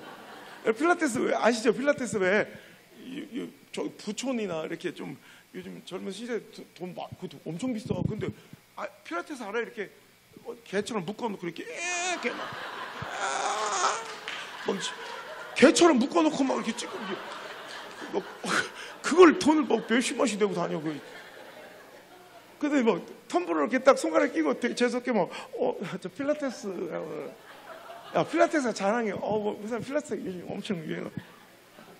되게 지가 잘 나가는 걸 자랑하다. 그래서 이 무식한 거, 너 필라테스가 뭔지도 모르지? 그때 필라테스가 필라테스지 뭐예요? 그래서 필라테스가 뭔지 알아? 아까 얘기했죠. 1차 세계대전 때 그 스트레스 장애, 그리고 막 다치지도 않았는데 걷지도 못하고 똑바로 서 있지도 못하는 사람들, 또 포로 수용소 안에 부상병사들이 너무 많아서 그들을 재활해야 되는데 공간을 흡수하고 수많은 부상자들이 너무나도 후유증과 전쟁 이 후유증 속에서 막 시달리니까 이 좁은 협소한 공간에 군의관이었던 조세프 빌라테스라는 분이, 그래서 좁은 데다가 개처럼 묶어놓고 이렇게, 넓으면 활동해야지 왜 거기 개처럼 묶어놓고 막 이렇게 앉아 있더니, 그래서 필라테스요. 조세프 빌라테스 박사가 그래서 그 좁은 공간에서 개처럼 묶어놓고 그걸 뭘 자랑한다고. 보세요. 그때는 가장 힘들고 어려운 사람들을 그냥 할 수 없이 그 환경 안에서 회복시키고자 하는 그냥 처절한 몸부림이 지금은 풍족, 부유함, 자랑거리가 되는 것처럼 여러분 인생도 마찬가지예요. 오늘 그 시간을 잘 버텨낸 사람만이 간증하고 하나님의 영광을 노래하고 증거할 수 있는 권리와 특권이 생긴다는 거예요. 그래서 잘 버티고 견디셔서, 여러분 때로는 답이 좀 늦게 올 수도 있어요. 우리 엄마 아빠처럼 여러분 자녀의 때, 여러분 자손의 시대에, 아니면 천국 가서야 그 해답을 알려주실 수도 있어요. 하지만 하나님은 언제나 옳으신 분이에요. 하나님은 언제나 선하신 분이에요. 그러니까 여러분 절대로, 나는 그래요, 제발 도망치지 마세요. 여기서 혹시 뭔가를 끝내고 결판 내고 뭔가 포기하려는 분이 있었다면 이거는 당신을 위한 이번 집회예요. 하나님께 이 심부름 하래. 누군지 모르는데 여기 뭔가를 딱 중단하고 끝내고 싶었던 사람들이 있는 것 같아. 도망치면 답처럼 보이지만 절대 그렇지 않아요. 우리의 문해력, 당신이 이해하는 이 해석 능력으로는 하나님은 오답 처리할 수밖에 없어. 하나님 틀렸어요. 아니요, 재앙이에요. 아니요, 끝났어요. 전 포기해야 돼요. 여러분 이렇게 상황의 눈으로, 현실적인 눈으로, 감정과 관계의 눈으로 보면 하나님이 꼭 틀리신 것처럼, 그래서 출제자인 하나님은 답이 평안이라 하시는데, 미래와 희망이라 하시는데 우리는 땡! 절망, 낙심, 포기, 자살, 도망침, 포기, 이 따위로 답을 내려놓는, 오답을 내리는, 하나님은 오답 처리하는 거야. 우리 수준이 옳아요? 우리 이해력이, 우리의 영적 리터러시가 그만큼 고매해요? 아니라면 참으셔야 돼. 기다리셔야 돼. 왜? 우리는 하나님 뜻을 이해할 수 없으니까. 이사야서 55장 8절 9절의 말씀에 너희 생각과 내 생각은 다르고 너희가 내가 다른데, 마치 어떤 차이래요? 천지 차이. 하늘이 땅보다 높잖아요. 하늘과 땅 차이래, 하나님 생각은. 근데 허접한 내 생각으로 어떻게 그 뜻이 이해가 다 되겠어? 이해 안 되는 게 어찌 보면 맞는 거죠. 이해 안 돼도 참는 거예요. 여러분 지금은 우리 한류가 엄청난 이 열풍이라 전 세계 어딜 가봐도요, 이제 한국 음식이 한국 컨텐츠와 문화, 한국 내가 어디 가도 이제 어디서 앉아서 서브스콜을 얘기하는 순간 어느 나라 어느 지역을 가도 다 한두 마디씩 한국말로 다 인사해. 안녕하세요, 감사해요, 사랑해요. 막 진짜 대단한. 이럴 때 유학을 가야 돼. 나는 진짜 너무 힘들 때 유학을 가가지고 영국에서는요, 한 30년 전만 해도 동양인 남자는 개 고양이 다음이야. 진짜요. 개 고양이 다음으로 무시를 했다니까. 한국이 어디 있는지도 몰라. 우리는 동남아시아보다 우리가 되게 우위라고 생각하는데 진짜 자존심이 너무 상한 게 필리핀은 알고 베트남 알고 막 타일랜드, 태국은 아는데 코리아는 어디냐고 그래요. 너무 자존심이 상했거든. 근데 지금은 막 요즘에 선교도 옛날에는 막 그 나라 말 배워서 막 어줍지 않게 사와디카 막 불러짓기 그랬는데 그런 거 관심도 없어. 오히려 우리나라 노래 부르면 애들이 더 좋아하고 더 많이 모인대. 그죠? 하나님 마지막 때 한국을 나는 굉장히 큰 하나님의 선교 역사에 사용하시려고 이런 광풍을 불어 일으킨 줄 저는 믿고 있습니다. 그죠? 근데 지금 그러니까 우리 외국인들도 한국말 되게 잘하는 애들 많고 한국의 열풍이 세계에 불고요. 그 이제 제2 외국어로 한국을 선택한 나라와 민족들도 많아지고, 우리나라에도 한국어로 방송하는 외국인 방송인들 많죠. 연예인들 그 대단해요. 뭐 말 얼마 잘하는지. 타일러라는 미국인은 뭐 진짜 너무 똑똑한데다 말도 이건 한국인도 깜짝 저는 책 많이 읽는 사람인데 그 친구 얘기하는 거 들어보면 엄청 똑똑하고 이 어휘력이 어마어마해. 내가 볼 때 자기들보다 한국말 더 잘할 수도 있어. 그 럭키란 인도에는 자기는 전생이 세종대왕이었다고 막 주장하고 다니고 막 별놈 다 있어. 막 이탈리아 막 알베르토 막 저기 프랑스 파비앙 이런 애들 만나면 대단 웃겨 막. 근데 여러분 지금은 이런 애들이 많았지만 옛날에는 진짜 눈 파랗고 껌껌했고 이런 분들이 막 한국말로 하면 막 너무 신기했잖아. 그러니까 그 외국인 방송들 예능인들의 시조라고 불려지는 두 사람 있어요. 옛날 30여 년 전에는 이런 외국인들이 한국말로 방송에 나온다고 말도 상상도 못할 때 그 시조가 된 두 사람. 첫 번째는 그 남자 로버트 할리라고 한 뚝배기 하실래? 막 이제야 막 고개를 막 격하게 흔드신 분은 나이 많이 든 걸 회개하셔야 될 분들이에요. 막 이해하시네. 막 그리고 또 여자의 대표 주자는 그 저기 수다쟁이 이다도 씨라고 아주 회개 많이 하셔 이제. 근데 그 이다도 씨가요. 내가 한번 만났는데 이다도 씨가 그래. 자기는 정말 지금도 꿈을 꾸는 것 같다는 거. 한국이라는 나라가 어디부터 있는지도 모르는 나라에 내가 살고 있고 평범한 그 아줌마가 한국 사람 만나서 결혼해서 지금 여기서 한국 사람 지금 이혼하셨지만 거기다가 연예인 돼가지고 방송인으로 살아가는 게 사람들 웬만한 사람 다 알아볼 수 있는 사람 된 게 너무 신기하지 않아요? 우리나라에서도 나 알아본 사람 몇 명 없는데 예를 들어서 외국에서 뭐 그 유명한 연예인 됐다 그럼 신기할 거 아니에요. 자기도 이런 삶이 너무 신기하다는 거야. 그런데 그 얘기 들어보셨어요? 그분 저기 인터뷰 중에 에피소드 중에 이런 삶을 다 포기하고 성소리째 날려버리고 프랑스로 돌아갈 뻔했던 이야기 아세요? 몰라요? 그분이 그런 얘기예요. 옛날에 막 이제 알려지기 시작하고 막 펠레터가 엄청 오고 옛날에 인기 척도가 펠레터였잖아요. 그리고 막 선물들 오고 그러니까 그게 막 행복인 거야. 뭐 옛날에 뭐 DM도 없고 SNS 없으니까 이제 다 펠레터를 뭐 근데 퇴근하고 집에 들어갔는데 펠레터가 또 쌓여있고 그래서 펠레터가 또 선물들 있으면 뜯어보자 재밌잖아. 뭘까? 뜯어보니까 막 먹지도 못하는 종이약 막 이런 거 막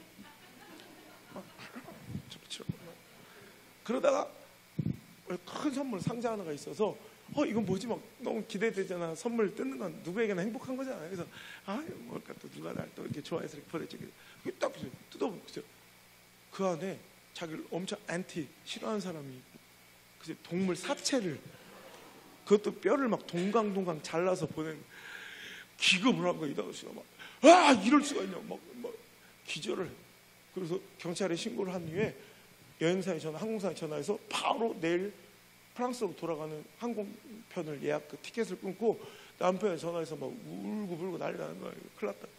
당신들 나라는 어떻게 이럴 수가 있느냐. 이건 이탈리아 마피아도 이런 짓을 안 한다. 싫으면 그냥 안 보면 되고 싫으면 싫어하면 되지. 어떻게 사람을 이렇게까지 잔인하게 싫어하는 걸 막 동물 사체와 뼈를 보내고 나 이런데 하루도 더 이상 살 수가 없다. 막 울면서 뭐 문을 잡고 막 떨고 있으니까 좀 있으니까 이제 경찰하고 남편이 도착한 거야. 왜 그래? 왜 그래? 저거 뭐라고 어떻게 나한테 이럴 수 있냐. 그러니까 경찰하고 남편이 조심스럽게 그 의문의 상자로 다가가서 이거 사골이네.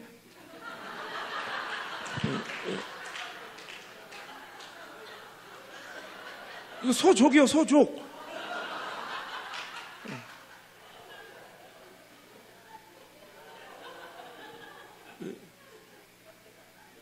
그러면서 누군지 몰라도 너를 참 사랑하시는가 보다. 남편의 말. 누군지 몰라도 너를 진짜 아끼나 보다. 왜냐하면 여러분, 사골은 저도 수많은 우리 몰도와 계신 분들 계시지만 전국에 이제 수많은 팬들이 있어요. 막 선물들이 온다고. 근데 차라리 명품 선물은 받기가 많이 받아봤어요. 근데 실은 사골 선물 받기는 쉽지 않아. 그렇지 않아요? 이번에 제 취임식 때 우리 팬클럽에서 커피차 천 개를 보낸다고, 이렇게 커피차를 보낸다고. 근데 이런 것도 하는데 실은 내가 별스러운 선물 다 받아봐도 사골은 잘 받기 어려워. 사골은 진짜 나는 엄마한테밖에 못 받아본 것 같아. 그렇지 않아요? 사골 대부분 누가, 여러분 사골 줘보거나 받아본 적 있죠? 누구였어요? 아들이요, 딸이, 그죠? 엄마 아빠요. 진짜 이거는 그렇잖아.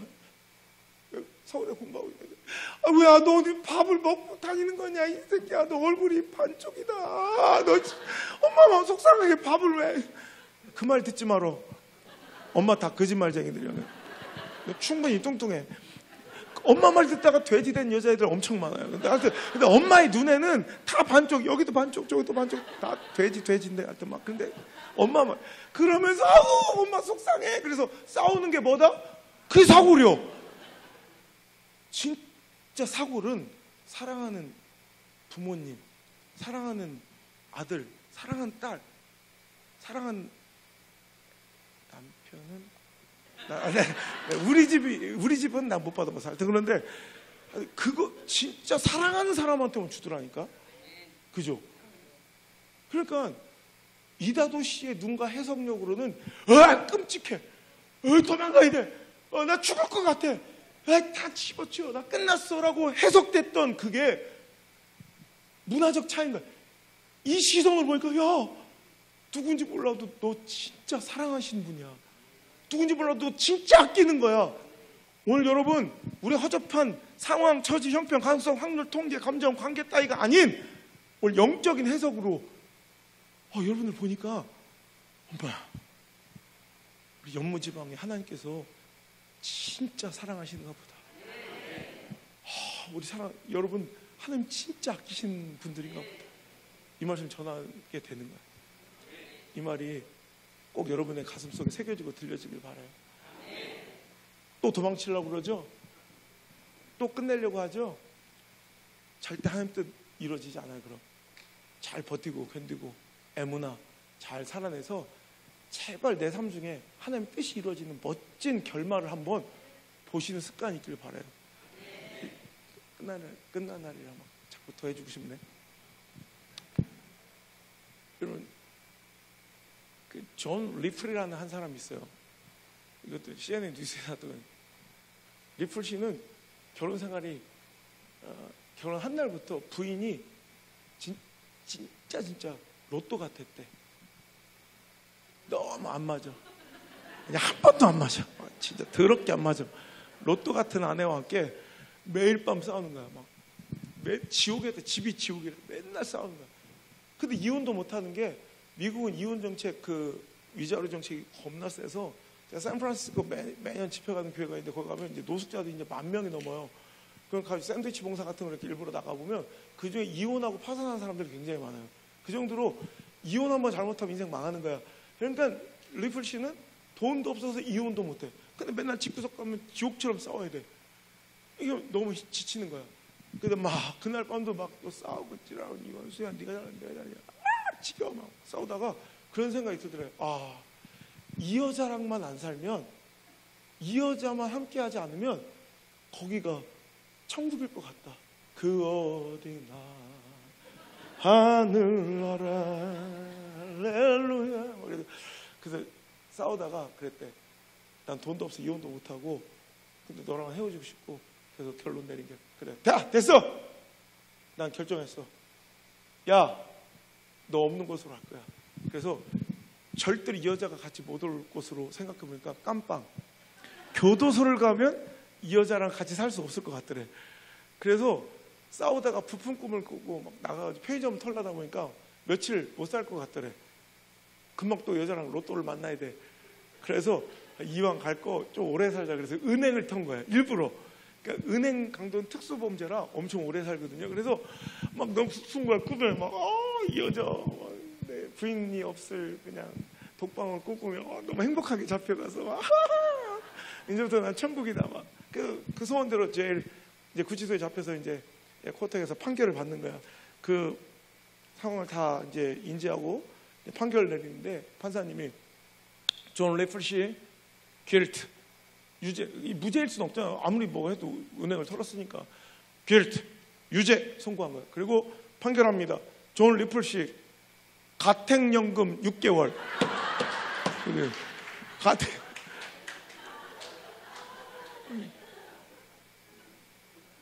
완전 조졌어. 완전. 옛날에는 회사라도 갔다 왔는데 꼼짝없이 갇혀가지고 집에서 못 나와서 그 여자랑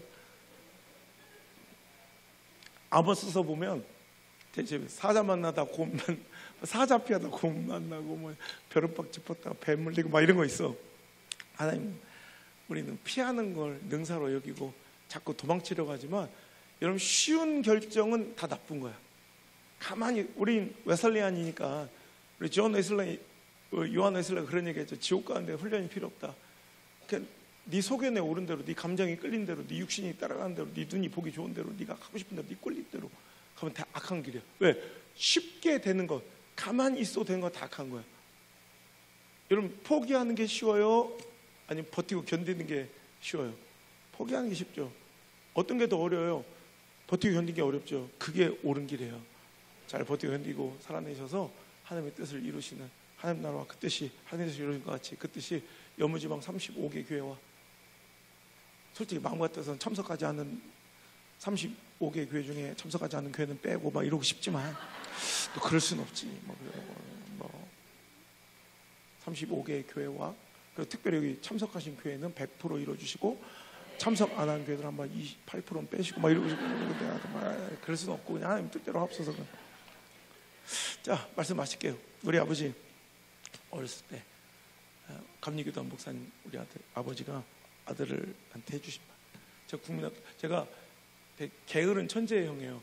지금은 이제 성실함이란 무기를 24살, 25살 그때부터 아주 제가 완벽하게 장착을 했어요. 그때부터는 제 인생을 제가 디자인하고 지금 저의 성격과 저의 모든 삶의 모델은 제가 딱 세운 계획대로 다 바꾼 거예요. 원래 제 성격이 아니에요. 근데 그때까지는 저는 공부 너무 IQ는 뭐 선생님이 잘못 나온 줄 알고 다시 한번 재봤을 정도로 뭐 진짜 엄청나게 높아요. 그러니까 수학 같은 거는 그냥 답을 외워버려 그냥 다. 그래서 문제도 안 풀 거야. 답을 다 알아. 모든 반제님이 뭐면 답이 그게 답을 다 외울 정도로 아침마다 8살 때부터 동아일보 칼럼 하나씩을 다 그냥 통째로 외우는 거예요. 그럼 엄마 아빠가 만강이 알아? 만강이? 옛날에 드라마 있었는데 막 있어요. 엄마 아빠가 너무 재밌게 보면 이렇게 1시간 보고 나서 딱 끝나자마자 처음부터 끝까지 대사를 다 외워줘. 막 이렇게. 근데 되게 성실하지 않았어요. 그러니까 D-Day가 마감일이 몰려오면 막 탁 맞춰서 하는. 그러니까 저는 방학 숙제를 한 번도 제대로 해본 적이 2달 팽팽 놀고 이틀이면 충분해. 이틀에 몰아서 모든 걸 다 해버리는 거야. 그래서 다른 건 다 할 수 있는데 이 그림 일기가 문제야. 그림 일기가 2달 동안. 근데 저기는 하나님 은혜로 진짜 모든 것이 은혜. 진짜 모든 것이 하나님께서는 머리는 안 좋지만 성실한 우리 누나를 주셨어요. 저에게 머리는 더럽게 안 좋은데 부지런하기만 우리 누나 연년생 나보다 한 살만 안수산이라고. 내 누나가 있으니까 걔가 있어서 좋아. 방학 때문에 걔는 하루도 안 빼고 일기를 쓰거든. 그럼 걔 일기를 내가 빌려다가 날씨만 뺏겨. 날씨만 첫날부터 오늘까지 날씨를 다 뺏겨. 그 다음부터 한번 써볼까. 방학 첫날부터 그날까지 하나도 이야기가 겹치지 않게 모든 스토리를 다 막 그때부터 내 필력이 늘어났어. 글쓰기 솜씨가 그때부터 막 너무 재밌어. 막 선생님 막 소설처럼 읽는다니까. 막 내가 막 그러고서 내가 제일 싫어하는 게 만들기 숙제야. 내가 손재주가 없어서 지금도 우리 뭐 마우스 배터리 하나 못 갈아 막 그런 거 너무 귀찮아하고. 그런데 만들기 숙제가 너무 싫은 거야. 그냥 맨날 제일 뒤로 밀어놓는 숙제가 만들기였어. 내일이 개학이요. 그래서 만들기 숙제를 할 수 없이 꾸역꾸역 하려고 지금 문방구에서 촬영을 사다가 그때 거북선을 거북선 대가리만 만들었던 거야. 대가리 딱 만들고 아씨 막 대충 하고 있는데 밖에서 사탄의 유혹의 소리가 들린 거야. 호성아 놀자. 그래서 안 돼요. 호성아 놀자. 안 돼요. 호성아 아이 그럼 잠깐만 놀까? 그럼 내비도 가가지고 잠깐만 놀러 나갔다가 그렇게 대간디 막 놀다 보니까 막 해가 져가지고 떼꾸정물이 꾸정꾸정 날아가지고 들어와서 씻고서 마지막 저는 또 완벽주의가 있어서 조금이라도 뭔가 이렇게 결핍되거나 뭔가 모자라고 못하면 미쳐버려요. 그러니까 해야 되니까 이제 빨리 해야 되잖아. 씻고 나서 이제 막 만지려고 깜짝 놀라요. 아니 아까까지만 해도 애기 살처럼 부드러워서 내가 만지는 족족 그 모양으로 만들고 빚어줄 수 있었던 찰흙이 하루 종일 던져놓고 갔더니 딱딱한 돌덩이로 굳어서 손톱 하나 안 들어가는 돌덩이가 되는 거야. 이미 날은 지고 문방구도 문을 닫아서 다시 찰흙을 살 기회도 없어. 난 이 숙제를 못하게 된 거야.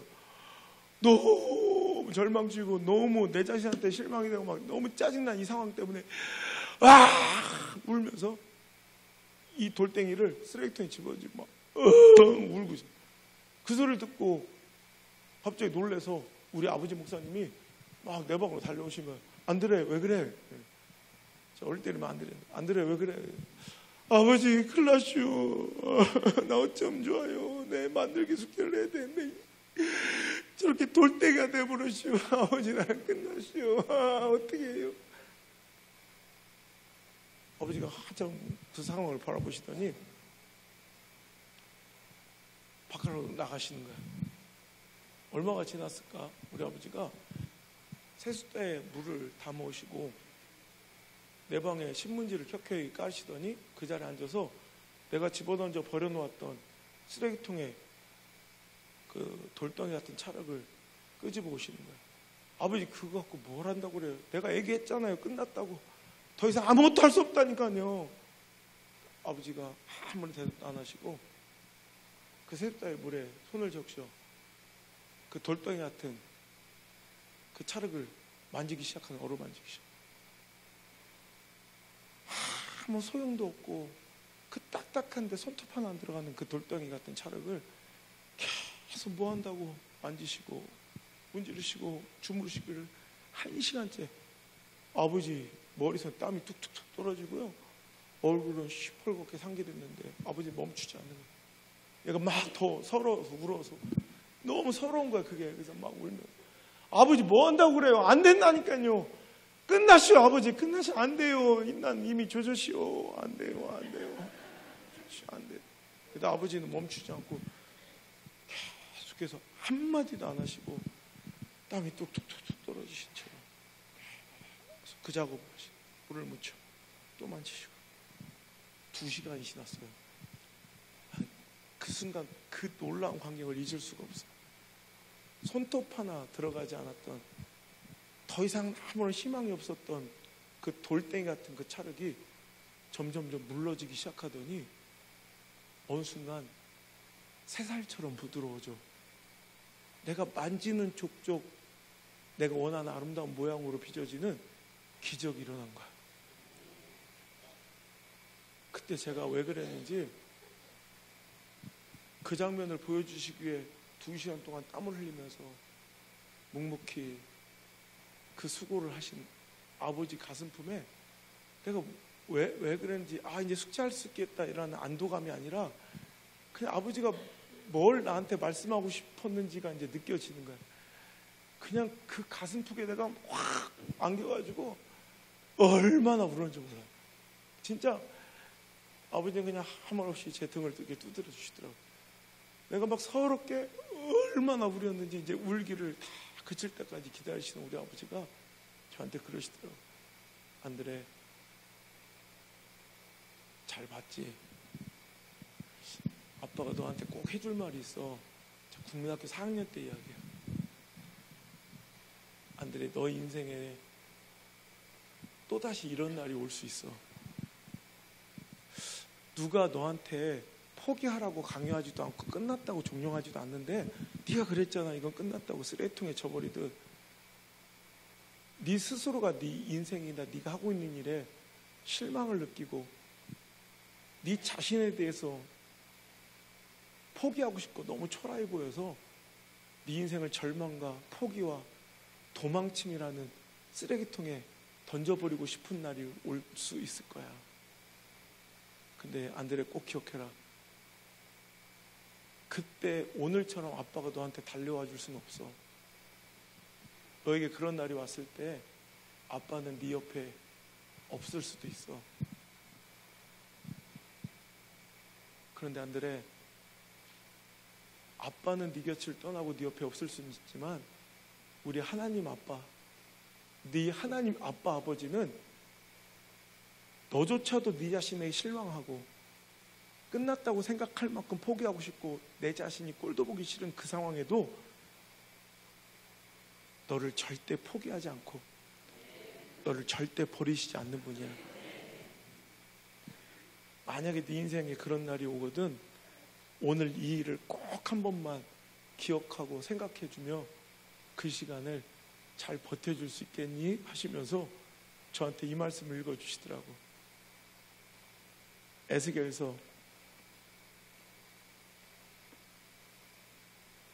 11장 19절 20절의 말씀. 내가 그들에게 한 마음을 주고 그 속에 새 영을 주며 그 몸에서 돌 같은 마음을 제거하고 살처럼 부드러운 마음을 주어 내 율례를 따르며 내 규례를 지켜 행하게 하리니 그들은 내 백성이 되고 나는 그들의 하나님이 되리라. 우리 하나님은요, 나를 절대로 포기하거나 버리시지 않는 분임을 믿으시길 바라요.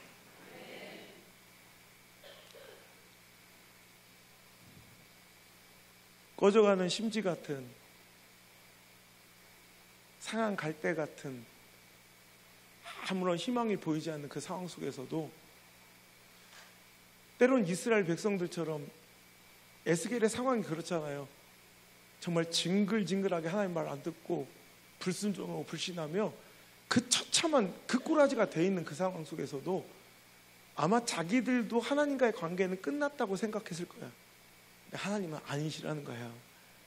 그 처참한, 이미 예루살렘은 함락되고 불타버리고 폐허가 됐고 그들은 포로와 노예가 되어 있는 그 상황 속에서도 하나님은 절대로 그들을 버리지 않고 지나간 옛일을 기억하거나 그들의 처참한 실패와 실수를 기억하지 아니하고 그들에게 새 영을 주고 한 마음을 주고 한 영을 주어서 돌 같은 마음을 제거하고 새살 같은 마음을 부어주셔서 다시 어느 순간 내가 하나님 말씀대로 살고 싶고 예배하고 싶고 그분 뜻을 쫓아 살아가고 싶은 그 마음 주셔서, 보세요, 저 같은 쓰레기 같은 인간도,